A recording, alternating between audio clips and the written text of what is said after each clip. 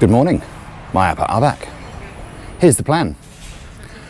Lots more metalwork going into the swimming pool.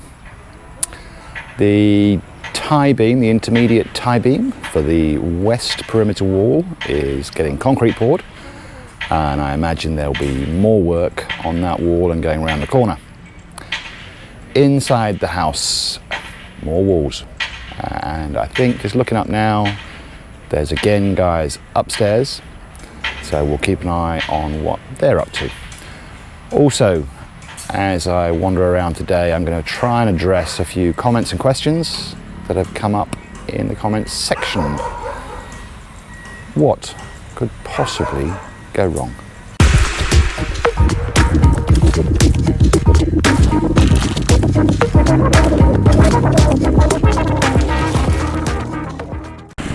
Well, here at the west wall, they have a concrete mixer. That'll make them happy. So the concrete is being poured for the intermediate tie beam, and they're doing it the opposite way to the way that I might have expected. They're starting over towards the south and working their way back towards the north perimeter wall. They will, I am very confident, get this done today, and then we'll start working on other things. At the time that I'm filming this, the competition is closed for the guess for when this entire perimeter wall will be finished. By the time you see it, it'll definitely be closed. I think we had about 30 entrants, and I will try, if I can figure out the software, I'll try and put a kind of list of credits at the end of the video. If I missed you, or if I got your build day number wrong, please tell me. Which means, of course, you've got to stick around for the entire duration of the video, or if you're going to cheat, skip to the end. Here at the pool, I said there's a lot more metal work going in. So they are putting, I suppose, what you could define as a frame around the seating area.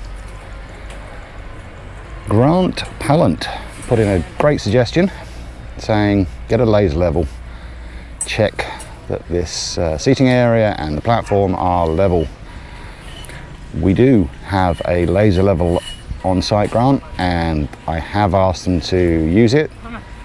They did, of course, use the water in a hosepipe method, which is pretty reliable, but will do no harm to make sure that they get the laser level out and just make sure this is all okay. Apparently it doesn't work in bright sunlight, so they're going to have to pick a time, but that is on the agenda. I am intrigued to see how this whole framing structure will work. We'll watch it over the next 1 or 2 or 3 or goodness knows how many days. At the front of the house, no immediate work here, but I wanted to address a question from Graham's Cebu, Philippines, who asked, did we not get elevations in the blueprints from the builder, which would obviously help us with understanding windows, doors, etc. And the answer, Graham, is yes, we did. Unfortunately for a dummy like me, I'm looking for a bit more than that. I need a picture of what that will actually look like. I mean, there's drawings on the blueprints, but I want to get an appearance, a rendered appearance, before we finalize these things, and then take the combination of the two, the elevations from the blueprints plus the renderings, to try and figure out how all the doors and window openings will look. My dad was keen to point out that there needs to be some level of uniformity. You can't have, or shouldn't have, different sized doors and windows all over the place. It'll just look odd. So it'll be taking all those things into consideration. Looking towards the south of the house. Once again, no immediate work on these walls. But another question that was in the comments was from Roger Moore. Roger, drop me a note, will you, in the comments. Tell me how I actually should pronounce your name. Roger asked, Oh, thanks for the concrete mixer, guys. Roger asked, did we buy the plans for the house from the US and then get a local engineer, architect, constructor to develop those plans? Well, Roger, number one, my dear chap, I'm English. If I were to be buying plans, it would be from an English developer. Kidding aside, it's a great question, Roger. No, I used a bit of software, free software, called Sweet Home 3D, which allows you to basically create a 3D layout and then renderings of whatever you want to do. And then I gave that to the builder here. He, by trade, is an architect. And he took the nonsense that I gave him, which, by the way, was ludicrous, including the fact that it was almost 4 times the size of this because I had no concept of cost, and was based on, or very, very loosely, on a video of a house that my wife and I looked at and really loved. And so I tried to take some of that. It could only be some of that because the video we saw was for a house that was on the market for well in excess of 30 million US dollars. Anyway, the builder took that rendering, that plan that I gave him, and he made it into what you see now, or what you're beginning to see now, which is something that actually we might at some point be able to afford and hopefully meet as many of our hopes and requirements as possible. So, Roger, apart from the English versus American quote, which, please forgive me, hopefully that answers your question. It was a very, very good one. I have seen other builds here where they have done exactly that. They have taken a layout, a design from an architect overseas, and the one I've seen specifically was from the US, and then had that developed locally by an engineer here. We're back at the corridor that has been the subject of our internal debate about whether the walls on the left and right should be solid or predominantly or entirely glass. Well, Joe Frugate threw a comment in which is genius. I got to move, otherwise Marvin's going to drop a brick on my head. Joe said, well, why not just leave it open? Joe, I absolutely had not thought of that. It is absolutely 100% an idea we're going to think about. As I said to you in the comments, I think the only concern I would have with that is noise will spread around the house that much more easily if we've got a house full of people, which hopefully we will have on a regular basis. But it's a very intriguing idea, one on which I'm sure the builder would be delighted if we did that. It'll save some money. So, under consideration, Joe. Thank you very much. Here at the helpers room, I have said from the start that it's probably pretty unlikely we will have a live-in helper. So Kevin Clare raised the absolutely astoundingly obvious question, well, why are we building this room then? But he also then came up with the 2 answers. And I confirmed, yes, they are the correct answers. Number 1, resale value on the house. If you build something of this scale here, I think in Asia it is pretty widespread to have live-in helpers.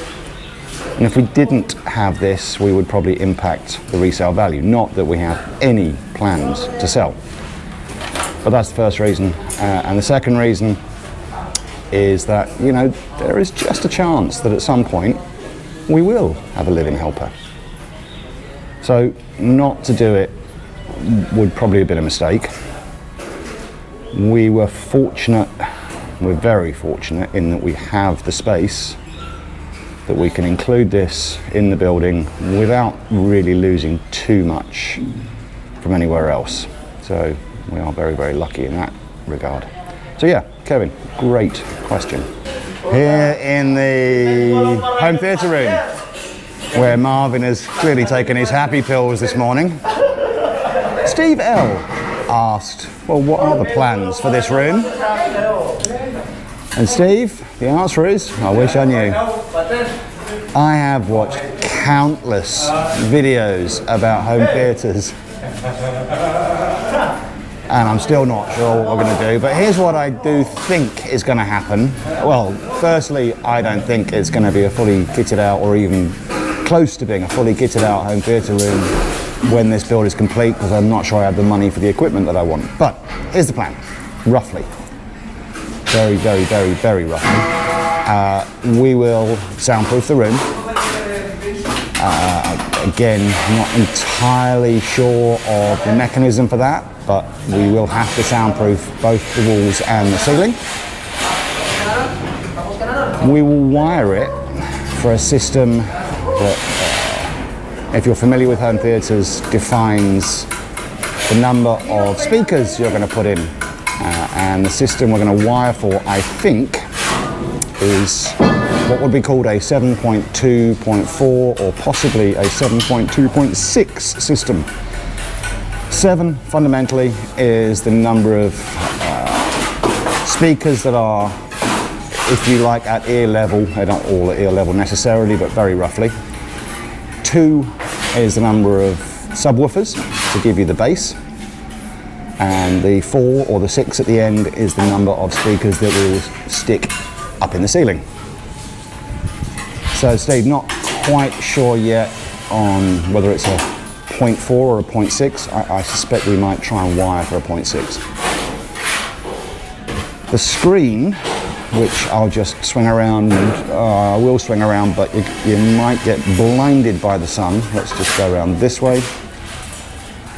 The screen will sit here, where you see these metal rebar coming out. Actually, it'll be a little bit further back than that. We did say recently we're reducing the depth of that space behind to about 85 centimeters, whereas right now it's 1.2 meters.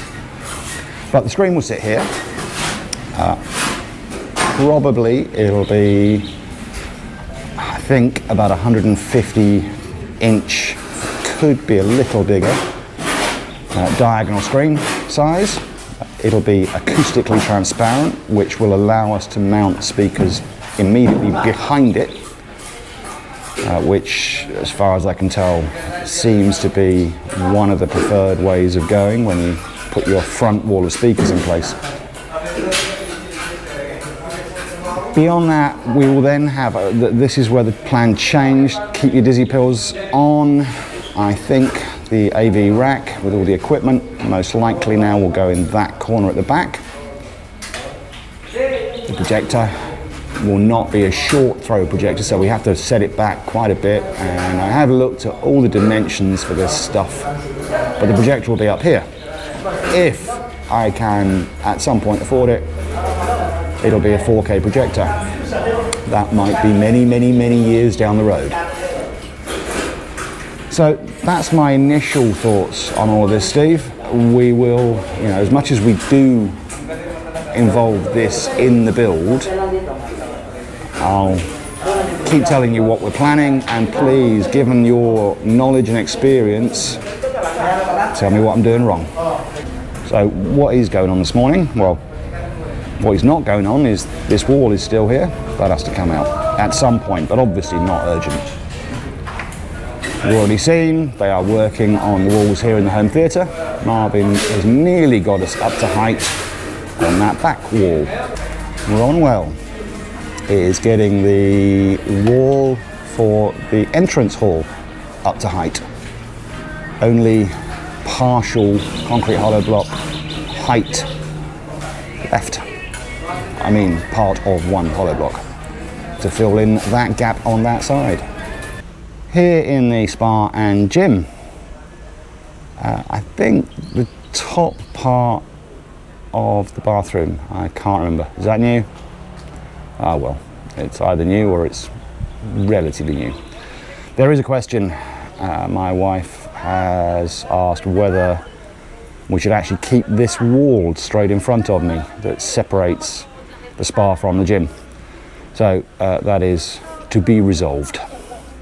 And finally, for now, the walls of the dining room. This wall now fully up to height. I don't think that was the case yesterday. And on this side, very close. And finally, for now, I was looking from the wrong angle. I didn't see this earlier on, but the rebar grid for the floor of the pool. They've actually got quite a lot of that in place already. Very solid start, guys. There is a question that we're going to ponder on now.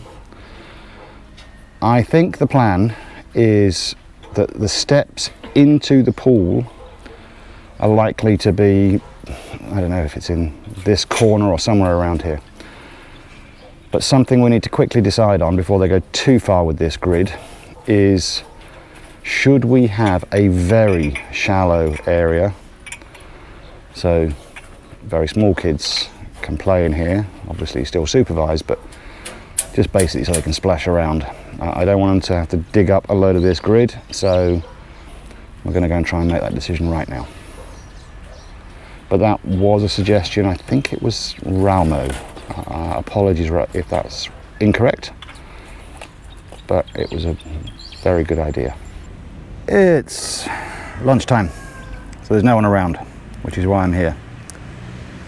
The pool. We have this morning asked the builder, well actually the engineer, to arrange some changes. Again, this is based on partly on a comment from Rimo, not Ralmo as I said previously, so Rimo, my apologies once again. But what we're going to do is on this corner, I'm not sure how far around it will go, there will effectively be a bench seat inside the pool, I guess to a height of somewhere around 1.5 feet, whatever's comfortable, maybe quite a little bit lower. And then there will be water jets to give a kind of a jacuzzi-ish feel. That was actually already agreed with the builder, but what was not discussed was, I think what we're now aiming to do is have steps down into the pool, somewhere around where that bit of scaffolding is, maybe a little bit further towards me.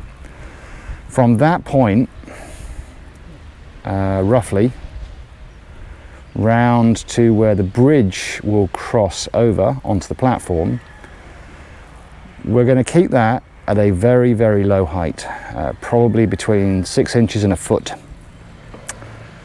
And then at either end there will be a small retaining wall up to the top of the pool, and what that will allow is very small children can just sit and splash around. So that's what we've asked for.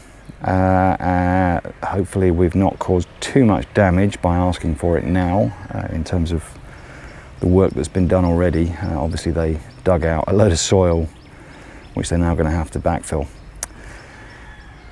Now we're calling it a day here. There is a little bit of unhealthiness in the family, which may or may not be COVID. As I said, my wife and I both tested negative. I think it was the night before last. However, there is a chance that given the lead time between exposure and the test showing up as a positive, we may have been a little bit too early. We're not sure. We've not tested again. No immediate intention to test again, but we are now going to effectively self-isolate. This is already a long video, so that might come as a relief to some who don't want a 30-minute video, which it was aiming to be, or could have been, not aiming to be. But it also means I don't know when the next video will appear. If we go back to being asymptomatic, and maybe then we get another test, then we'll come back out and start this process off again. I will, of course, ask the engineer by email to let me know if I don't get the chance to see it. I mean, I will still potentially wander around in the evenings after everyone's gone, but I will ask him to confirm to me when the perimeter wall is completed in case we're still locked away. So we won't miss that finishing date. So that's it for today. That's it for maybe quite a while. Do me a favour, just a bit of support. Throw a like on this video for me, whether you've subscribed or not. And if you haven't subscribed and you got this far, come on, what are you up to? Hit that subscribe button. I need the numbers. We're going to be missing out over the next several days, potentially. But yeah, hit the like, maybe hit the subscribe if you haven't done it already. And we will be back whenever it's felt safe for us to be back. We can't risk being the cause of spreading, if in fact we've got anything, we can't be the risk of spreading that amongst the crew, or anybody else for that matter. The family's already been told to stay out the house. So, see you when we see you.